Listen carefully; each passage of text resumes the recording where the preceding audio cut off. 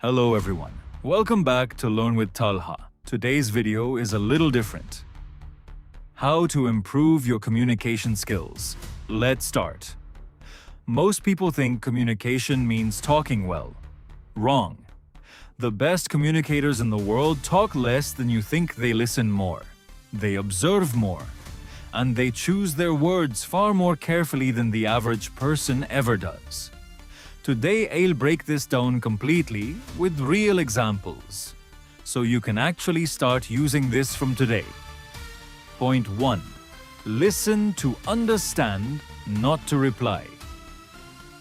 Most of us listen just to find a gap where we can jump in and speak. The moment someone starts talking, our brain is already preparing our reply, which means we're only half listening. That's not listening. That's waiting for your turn. Here's what real listening looks like. No phone in hand, no interrupting, and no finishing the other person's sentence for them. Give your full attention.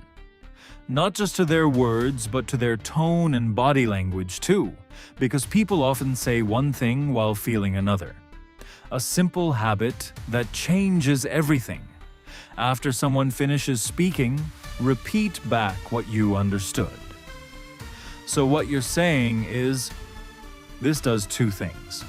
It confirms you actually understood correctly, and it makes the other person feel genuinely heard, which builds trust faster than almost anything else you can do.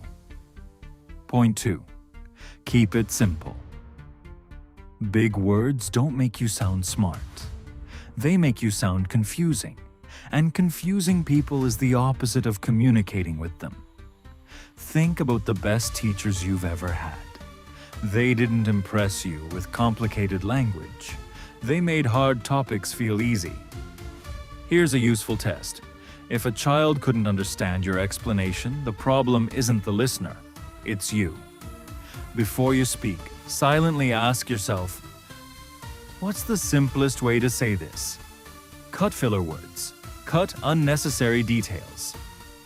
Say exactly what you mean in the shortest, clearest way possible. For example, instead of saying, I would like to bring to your attention a concern regarding the timeline, just say, I'm worried about the deadline. Same meaning, but one version actually lands. Point 3. Your body speaks too. Studies on communication suggest a huge part of what people understand from you comes not from your words, but from your tone and body language. Eye contact shows confidence and honesty. A calm, steady tone shows control. Open posture, uncrossed arms, facing the person directly, shows that you're engaged and approachable. Here's the key point. If your words say one thing, but your body says another, people will always believe your body first. You can say, I'm fine 100 times, but if your voice is shaky and your eyes are on the floor, no one will believe you. Practice this the next time you're in an important conversation. Stand or sit up straight, keep your hands visible and relaxed, and hold eye contact a little longer than feels comfortable. It will feel awkward at first. That's normal. But it trains your body to project confidence naturally over time. Point 4. Stay calm under pressure. In difficult or emotional conversations, most people react instantly and regret their words minutes later. Anger, embarrassment, or fear hijacks our thinking, and we say things we don't actually mean, or say true things in a harsh way that damages the relationship. The best communicators build in a pause. When you feel your emotions rising, your face getting hot, your voice wanting to get louder, stop. Take one slow breath before you respond. That 2 or 3 second pause gives your brain just enough time to choose your next words consciously instead of reacting on autopilot.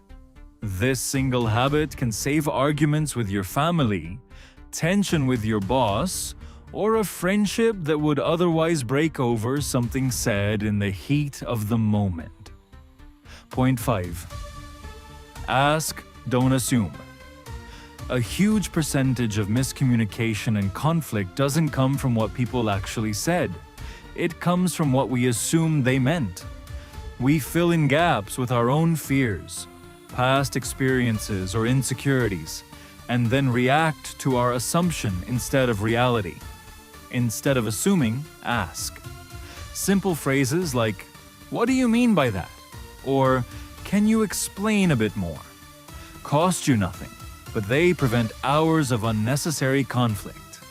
They also show the other person you respect them enough to actually understand them, instead of jumping to conclusions.